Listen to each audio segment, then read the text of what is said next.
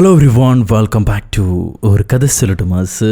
My dear സ്വത്തുകുട്ടികളെ, House of Dragon season 2 ഒന്നാമത്തെ എപ്പിസോഡാണ് നമ്മൾ ഇന്ന് കാണാൻ പോകുന്നത്. കഴിഞ്ഞ സീസണിന്റെ അവസാനം റിനേറയുടെ ഇളയ മകൻ ആലിസെന്റിന്റെ ഇളയ മകൻ ഏഗണാൽ കൊല്ലപ്പെടുകയുണ്ടായി. സോ ഇനിയൊരു സമാധാനപരമായ നിലപാട് രണ്ട് ഭാഗത്തും ഉണ്ടാവില്ല, യുദ്ധം തന്നെ. ശേഷം എന്തൊക്കെയാണ് സംഭവിച്ചതെന്നുള്ളത് നമുക്കിനി കണ്ടു തുടങ്ങാം. ഈ എപ്പിസോഡിന്റെ തുടക്കം ഒരു കാക്കി ഇങ്ങനെ പറന്നു വരുന്നുണ്ട്. റേവൺ. അത് എങ്ങോട്ടാണ് പറന്നു വരുന്നത്? വിന്റർഫെൽ, നമ്മുടെ സ്വന്തം വിന്റർഫെൽ. അതാണ് നോർത്തുകാരുടെ രാജ്യാന്തര താവളം. അവിടെ സെലക്ഷൻ നടന്നുകൊണ്ടിരിക്കുകയാണ്. ഗ്രേറ്റ് വാളിലേക്ക്, ആ വലിയ മഞ്ഞ് മതിലിന് കാവലായിട്ട് ആരാണ് പോകുന്നത്? സഞ്ചിക്കകത്തു നിന്നും കറുത്ത കല്ല് കിട്ടുന്നവരാണ് പോവുക. ഒരു പയ്യൻ ആ കല്ല് കിട്ടി. അവന് ചെറിയ ഭയവും വിഷമവും ഉണ്ട്. അങ്ങനെ ഒരു കൂട്ടം ആൾക്കാർ ഗ്രേറ്റ് വാളിലേക്ക് യാത്ര പോകുന്നു. കട്ട് ചെയ്ത ഗ്രേറ്റ് വാളിൽ ലിഫ്റ്റിലൂടെ 2 പേര് മുകളിലേക്ക് പോകുന്നുണ്ട്. ഒന്ന് സ്റ്റാർക്കിന്റെ മൂത്ത മകൻ, ഇപ്പൊ നോർത്തിന്റെ ലോഡായ സ്റ്റാർക്ക് പയ്യനും, പിന്നെ നമ്മുടെ റിനേറയുടെ മൂത്ത മകൻ ജഹേരിസും. ഇവർക്ക് ആകെ 4-5 പേരേ ഉള്ളൂ. അത് മാറ്റി മാറ്റി വെച്ചുകൊണ്ടിരിക്കും. അതന്നെ വലിയ കൺഫ്യൂഷന് കാരണമാണ്.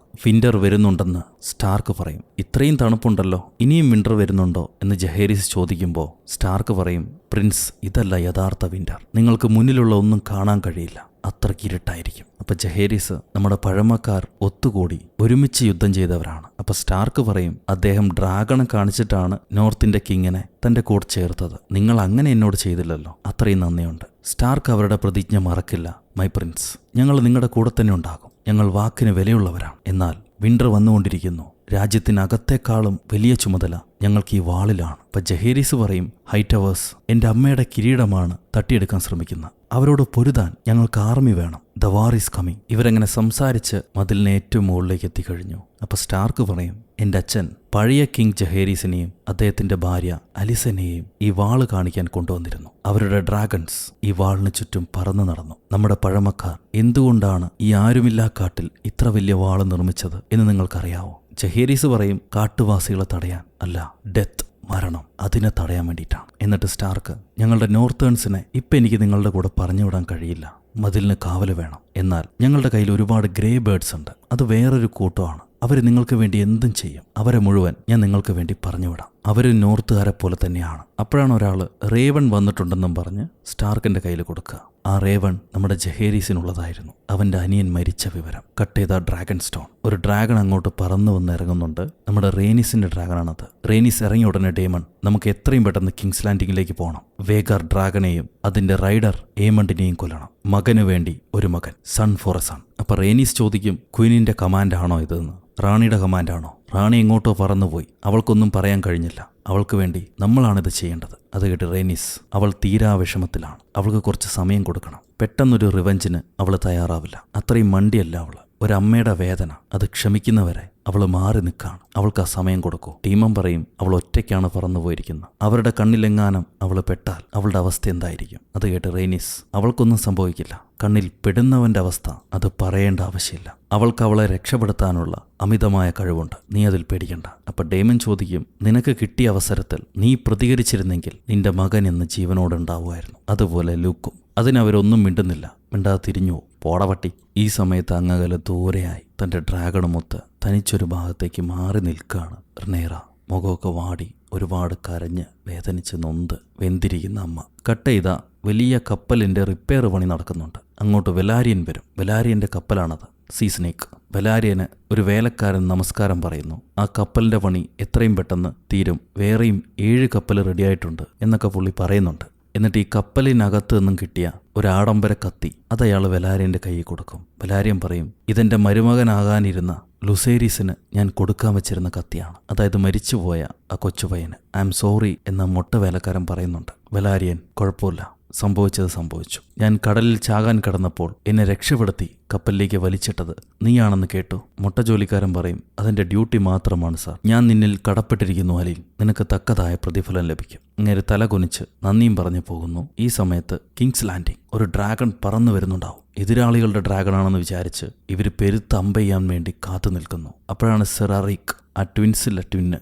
ഹോൾഡ് ഡൗൺ, അത് വേഗറാണ്, നമ്മുടെ ഡ്രാഗണാണ്, ആരും അമ്പയ്യല്ലേ എന്ന് പറയും. ഡ്രാഗൺ വന്ന് ലാൻഡ് ചെയ്യുന്നു. ഇവിടെ കൊട്ടാരത്തിനകത്ത് ഏഗൺ തന്റെ മകനെ തേടി നടക്കാണ്. ഒരു പെൺകുട്ടിയും ഒരു ആൺകുട്ടിയാണ് അവനുള്ളത്. ആ മകന്റെ പേര് ജഹേരീസ് എന്നാണ്. മകൻ എവിടെ എന്ന് ചോദിക്കുമ്പോൾ അവൻ ലൈബ്രറിയിൽ പോയിരിക്കുകയാണെന്ന് ഭാര്യ പറയും. അപ്പോൾ ജഹേരീസ് അവനെ സ്മോൾ കൗൺസിലിൽ കൊണ്ടുപോകണം, നാളെ അവനാണ് രാജാവാകാനിരിക്കുന്നത്, അവൻ അതിനോളം പ്രായമായിട്ടില്ല എന്നമ്മ പറയുന്നുണ്ട്. പക്ഷേ ഏഗൻ കാര്യാക്കില്ല. അവനവളെ വകവയ്ക്കാതെ നടന്നു പോകുമ്പോൾ ഭാര്യ, എനിക്ക് പേടിയാണ്, ഇവിടെ ഒരുപാട് എലികളുണ്ടെന്ന് പറയും. എലികളുണ്ടോ? അതിനെ ക്ലീനാക്കാൻ ഞാൻ ആൾക്കാരെ ഏർപ്പാടാക്കാം എന്ന് കെട്ടിയോൻ പറയുന്നുണ്ട്, സഹോദരനായ കെട്ടിയോൻ. ഈ സമയത്ത് ആലിസന്റിന്റെ കാലിലെ മുള്ളു പറിക്കുകയായിരിക്കും ക്രിസ്റ്റൻ കോള്. ഇച്ചിരി വലിയ മുള്ളാൻ തോന്നുന്നുണ്ട് പാവം. എന്തായാലും അങ്ങനെ അമിത സ്നേഹം കഴിഞ്ഞിട്ട് അവൾ പറയും, എത്രയും പെട്ടെന്ന് സ്മോൾ കൗൺസിലിൽ പോകണം, മേലിൽ ഇങ്ങനെ നടത്തിക്കൂടാന്ന്. അവനും ശരിയെന്ന് പറയുന്നുണ്ട്. ആയിക്കോട്ടെ. രണ്ടുപേരും തമ്മിൽ നല്ല ഡീപ്പ് ബന്ധാൻ തോന്നുന്നു. അവന് വേണ്ട കാര്യങ്ങളൊക്കെ ഇവള് ഭാര്യയെ പോലെ ചെയ്തു കൊടുക്കുന്നുണ്ട്. അത് കഴിഞ്ഞ് ഇവർ സ്മോൾ കൗൺസിലിലേക്ക് വരുന്നു. നമ്മുടെ ഏഗൺ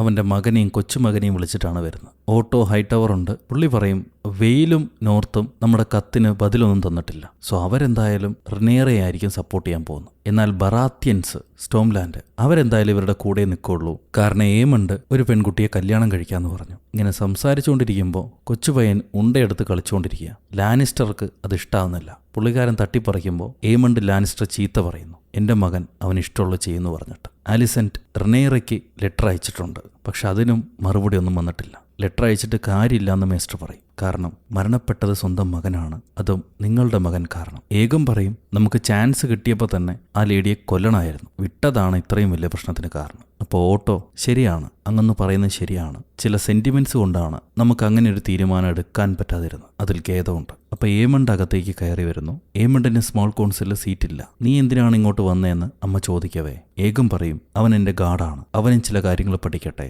അവൻ എൻ്റെ കൂടെ ഇരിക്കട്ടെ എന്ന്. നമുക്ക് ഡ്രാഗൺ വെച്ച് യുദ്ധം ചെയ്താലോ എന്ന് ഏകം ചോദിക്കുമ്പോൾ, റിനേറയുടെ കയ്യിലും ഡ്രാഗൺസ് ഉണ്ട്, നമ്മളെക്കാൾ കൂടുതൽ ഡ്രാഗൺസ് അവരുടെ കയ്യിലുണ്ട്. ഡ്രാഗൺ വാർ ആയാൽ പിന്നെ ഭസ്മം മാത്രമായിരിക്കും ബാക്കി, ശ്രദ്ധിച്ചു വേണം ഈ കാര്യങ്ങൾ കൈകാര്യം ചെയ്യാൻ എന്നമ്മ പറയും. ഓൾറെഡി ത്രോൺ കൈപ്പറ്റാൻ നിന്ന അവൾക്ക് സ്വന്തം മകനും എൻ്റെ മകൻ കാരണം മരണപ്പെട്ടു, ഇനി അവൾ പ്രതികാരദാഹിയായിരിക്കും. ഓട്ടോ പറയും, നമുക്കിനി കാത്തിരിക്കാൻ സമയമില്ല, ഞാൻ റേവൻസ് അയച്ചു തുടങ്ങാം, നമ്മളെ സപ്പോർട്ട് ചെയ്യുന്ന ആൾക്കാരെ എല്ലാ ഹൗസിനെയും എത്രയും പെട്ടെന്ന് യുദ്ധത്തിന് തയ്യാറാക്കണം. അങ്ങനെ സ്മോൾ കൗൺസിൽ കഴിഞ്ഞു. ആലിസന്റ് മുറിയിലേക്ക് തിരിച്ചു വരുമ്പോഴാണ് ലോർഡ് ലാരിസ് കാത്തിരിക്കുന്നത്. രഹസ്യങ്ങൾ കൈമാറുന്ന ആ നാരദൻ പുള്ളിക്കാരൻ എന്തോ പറയാനുണ്ട് എന്ന് പറയും. നിങ്ങളെ ചതിച്ചതാരാണെന്ന് ഞാൻ കണ്ടുപിടിച്ചിരിക്കുന്നു, അവരെ ഞാൻ മാറ്റി, നിങ്ങളുടെ ജോലിക്കാരിയെ ഞാൻ മാറ്റി, ഇപ്പം ഞാൻ നിങ്ങൾക്ക് പേഴ്സണലായിട്ട് മറ്റൊരു ജോലിക്കാരെയാണ് തന്നിരിക്കുന്നത്. സംഭവം ആലിസന്റിന്റെ കൂടെ ഉണ്ടായിരുന്ന ഒരു ജോലിക്കാരി, അവൾ കൊട്ടാര രഹസ്യങ്ങൾ ചോർത്തിക്കൊണ്ടിരുന്നു. ലാരിസ് അവൾ അടിച്ച് പുറത്താക്കിയിട്ട് ഇപ്പോൾ പുതിയ സ്റ്റാഫുകളെ വെച്ചിട്ടുണ്ട്. എന്നാൽ ആലിസന്റ് പുതിയ സ്റ്റാഫുകളെയും ഇപ്പോൾ വിശ്വസിക്കുന്നില്ല.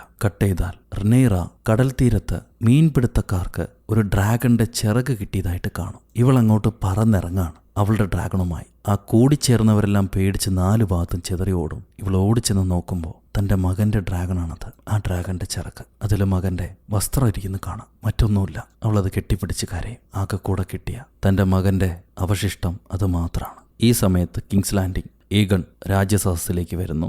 ഏഗൺ ദ മാഗ്നാനിമസ് എന്നൊക്കെയാണ് അവനെ വിളിച്ചു പറയുന്നത്. എന്താണാവോ?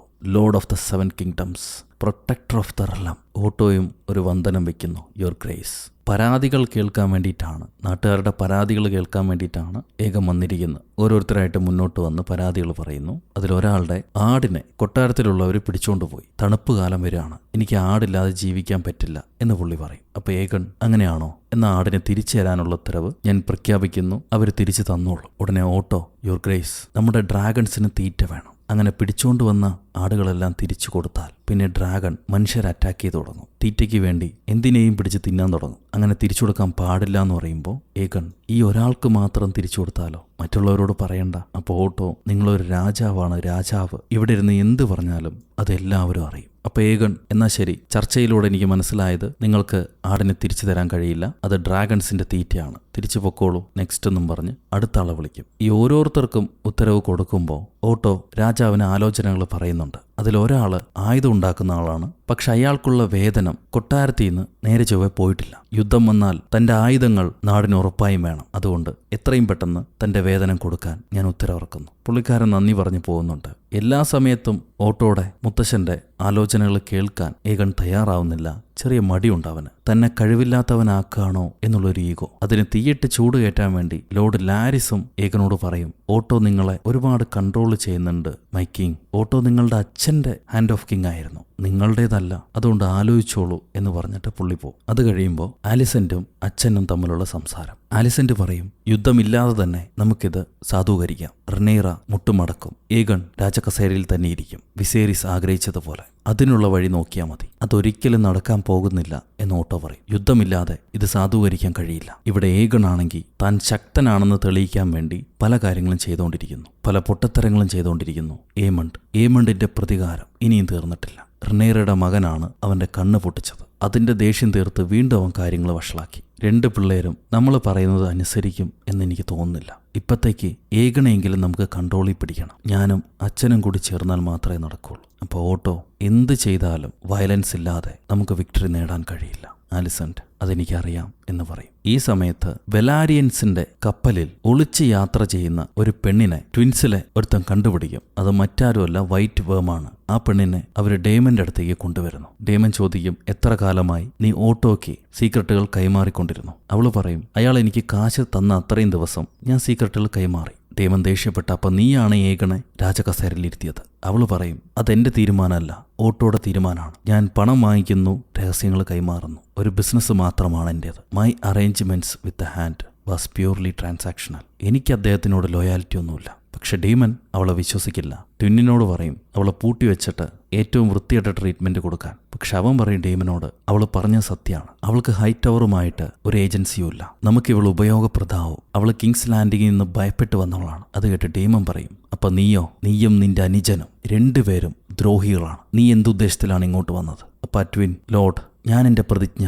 അത് മറന്നിട്ടില്ല. രാജകുടുംബത്തിന് ഞങ്ങൾ കാവൽക്കാരാണ്. പക്ഷെ അതേ രാജകുടുംബം തമ്മിലടിച്ച് പിരിഞ്ഞാൽ ഞങ്ങൾ എന്താ ചെയ്യുക? ഞങ്ങൾ ആർക്കാണ് കാവലായിട്ട് പോവുക? ആരുടെ ഭാഗത്ത് നിൽക്കും? അതിന് ഡീമൻ മറുപടി ഒന്നും പറയില്ല. ആ സമയത്താണ് റെനേറ തന്റെ തനിമ അവസാനിപ്പിച്ചിട്ട് തിരിച്ചു കൊട്ടാരത്തിലേക്ക് വരിക. ഡീമൻ അവളെ തലയോട് തല ചേർത്ത്, നിനക്ക് വേണ്ടത് നീ കണ്ടുപിടിച്ചോ എന്ന് ചോദിക്കും. അവൾ അതേന്ന് പറഞ്ഞ് തലയാട്ടിയിട്ട് കൗൺസിലിന് മുന്നിലേക്ക് ചെല്ലുന്നു. ഇവരെല്ലാവരും ഹാരൻ ഹാളിലേക്ക് പറക്കാം, റിവർലാൻഡിലേക്ക് പറക്കാം, ഉടനെ യുദ്ധത്തിന് തയ്യാറാവാം എന്ന് പറയുന്നുണ്ട്. പക്ഷെ റെനേറ, ഐ വാണ്ട് ഏമൺ ടാർഗേരിയൻ, എനിക്ക് അവനെ വേണം, ഏമണ്ടിനെ വേണം എന്ന് മാത്രമേ പറയുള്ളൂ. എന്നിട്ട് മാറിപ്പോകും. കുറച്ച് കഴിയുമ്പോൾ ഡേമൻ വൈറ്റ് വേമിന്റെ അടുത്ത് വന്നിട്ട്, നിനക്കിപ്പോഴും റെഡ് കീപ്പിൽ ചാരന്മാരുണ്ടെന്ന് എനിക്കറിയാം. നിന്റെ നോളജ് നിനക്ക് ഫ്രീഡമായിട്ട് കിട്ടും. സോ വൈറ്റ് വേമിനെ കൊണ്ട് ഏതോ ഒരു ചാരനെ പിടിച്ച് കാര്യമായൊരു പണി ചെയ്യാൻ പോവാണ് ഡീമൻ. ഈ സമയത്താണ് നോർത്തിൽ നിന്ന് നമ്മുടെ ജഹേരിസ് തിരിച്ച് അമ്മയുടെ അടുത്തേക്ക് എത്തിയിരിക്കുന്നത്. അവൻ പറയും, ലേഡി ജേനാരിൻ വെയിലിലെ സപ്പോർട്ട് തരാമെന്ന് പറഞ്ഞിട്ടുണ്ട്. അതേപോലെ സ്റ്റാർക്ക് 2000 ആൾക്കാരെ നമുക്ക് തരാമെന്ന് പറഞ്ഞു. അമ്മ കരഞ്ഞിട്ട് ഓടി വന്ന് മകനെ കെട്ടിപ്പിടിക്കുന്നു. മകനെയും അനിയനെയും നഷ്ടപ്പെട്ട ദുഃഖം 2 പേർക്കും. അവിടുന്ന് തിരിച്ച് വീണ്ടും കിങ്സ് ലാൻഡിങ്ങിലേക്ക് വന്നാൽ ആലിസന്റ് താൻ പ്രാർത്ഥിക്കുന്ന സ്ഥലത്ത് വന്ന് മരിച്ച ഓരോരുത്തരുടെ പേരും പറഞ്ഞിട്ട്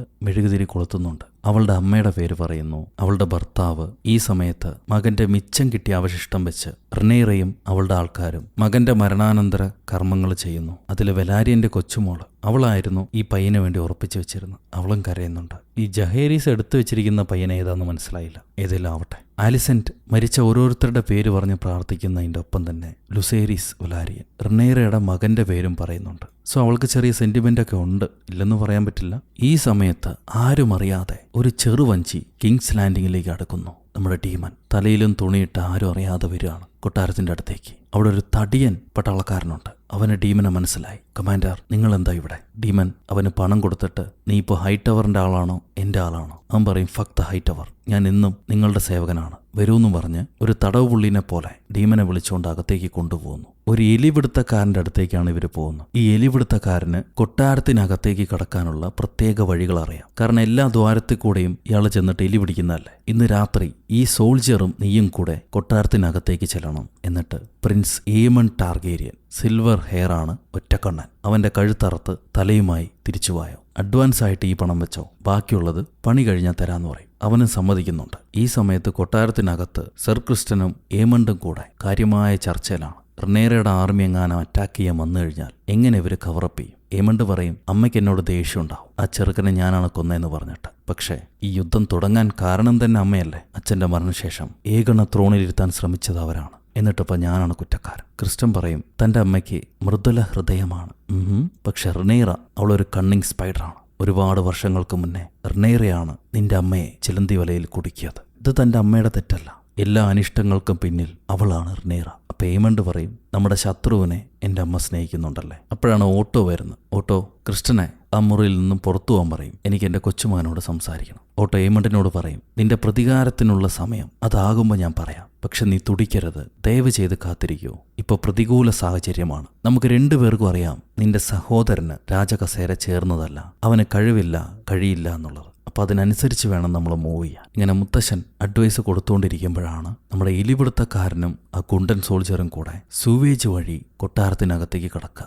ഏഗണാണെങ്കിൽ കൂട്ടുകാരുടെ കൂടെ ത്രോണിയിരുന്ന് കുടിച്ച് മതോന്മത്തനായി ഒന്നും അറിയാതെ, ആര് വരുന്നതും പോകുന്നതും അറിയാതെ ഇങ്ങനെ മണ്ടത്തരവും വിളമ്പിക്കൊണ്ടിരിക്കുകയാണ്. ഈ എലിപിടുത്തക്കാരൻ അവൻ്റെ മുന്നിൽ കൂടെയാണ് പോകുന്നത്, അവനറിയാൻ പാടില്ല. ഒരു ഇരുണ്ട സ്ഥലത്തെത്തിയിട്ട് ആ പിടുത്തക്കാരൻ പറയും, ഞാൻ ഇവിടെ വരെ നിന്നെ എത്തിച്ചു, മോളിലാണ് റോയൽ ഫാമിലി ഉള്ളത്, അവിടേക്ക് എങ്ങനെ വേണമെങ്കിലും നീ പൊക്കോളൂ, എൻ്റെ പണം താ, ഞാൻ തിരിച്ചു പോട്ടെ എന്ന്. ഉടനെ സോൾജർ ആ എലിപിടുത്തക്കാരൻ്റെ കൊങ്ങെ പിടിച്ചിട്ട് കൊന്നുകളയും പന്നി, പകുതി വഴി കൊണ്ടുവന്നിട്ട് എന്നെ ആപ്പിലാക്കാൻ നോക്കുന്നു, മുകളിലേക്കുള്ള വഴി പറഞ്ഞു തന്നിട്ട് നീ പോയാൽ മതി, അവൻ ഞാൻ പറഞ്ഞുതരാം, കൊല്ലല്ലേന്നും പറഞ്ഞിട്ട് ഒരു പ്രത്യേക സാധനം തിരിച്ച് ഏമണ്ടും മുത്തശ്ശനും സംസാരിച്ചുകൊണ്ടിരുന്നില്ലേ ആ മുറിയിലേക്കുള്ള വഴി കാണിച്ചു കൊടുക്കും. അങ്ങനെ രണ്ടുപേരും ആ മുറിയിലേക്ക് വരുന്നു. അവിടെ കുറച്ച് ഗോൾഡ് കോയിൻസ് ഒക്കെ ഉണ്ട്. അതൊക്കെ അവന്മാർ വന്നുടനെ പെറുക്കിയെടുത്തിട്ട് അടുത്ത മുറിയിലേക്ക് പോകാം, അവിടെ ആരെങ്കിലും ഉണ്ടോ നോക്കാമെന്നും പറഞ്ഞ് അടുത്ത മുറിയിലേക്ക് പോകും. അപ്പോൾ അവിടെ ഒരു ജോലിക്കാരിയുണ്ട്. ഈ തടീനുടനെ എലിയെ പിടിക്കാൻ വന്നാന്നും പറഞ്ഞ് കെണി സെറ്റ് ചെയ്യുന്ന പോലെ അഭിനയിച്ചുകൊണ്ടിരിക്കും. തിരിഞ്ഞു നോക്കുമ്പോഴത്തേക്ക് ആ പെണ്ണിനെ കാണുന്നില്ല. ആ പെണ്ണിന് സംശയമായി, അവൾ എവിടെയോ റിപ്പോർട്ട് ചെയ്യാൻ വേണ്ടി ഓടിപ്പോയതാണ്. അവളെ പിടിക്കാൻ വേണ്ടി തടിയൻ പുറത്തേക്ക് ഇറക്കുമ്പോണ്ട് അടുത്ത മുറിയിൽ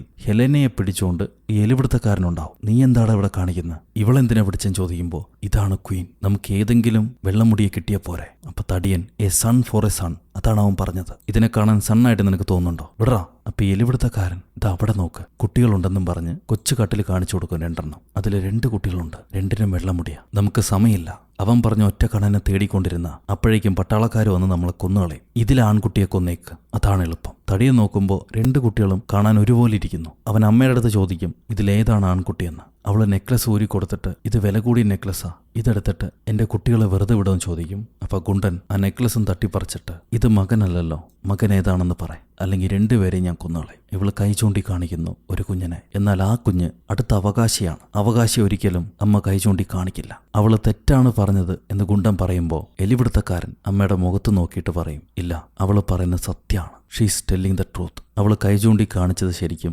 മകനെ തന്നെയാണ്, ആൺകുട്ടിയെ തന്നെയാണ്. ഇവരാ കുട്ടിയെ കൊന്നുകളയും. ഹെലന തൻ്റെ മോളെ എടുത്തിട്ട് അവിടുന്ന് ഓടി പുറത്തേക്ക് ഇറങ്ങും. നേരെ അമ്മയുടെ മുറിയിലേക്ക് വരുമ്പോൾ അവിടെ ക്രിസ്റ്റനുമായിട്ട് അമ്മ തോണി തുഴഞ്ഞുകൊണ്ടിരിക്കുക. ഇവൾ ഓടിച്ചെന്നൊരു മൂലയ്ക്ക് പേടിച്ചിരിക്കും. അമ്മ, എന്തുപറ്റി, വാട്ട് ഹാപ്പൻ, എന്തിനാ നീ ഇപ്പം ഇങ്ങോട്ട് വന്നത്, എന്തിനാ നീ പേടിച്ചിരിക്കുന്ന? മോള് പറയും, ദേ കിൽഡ് ദ ബോയ്, അവരാൺകുട്ടിയെ കൊന്നു. അവിടെ വെച്ച് ഈ 1ാമത്തെ എപ്പിസോഡ് അവസാനിക്കുന്നു. Son for a son. Thank you everyone. അടുത്ത എപ്പിസോഡിൽ കാണാം.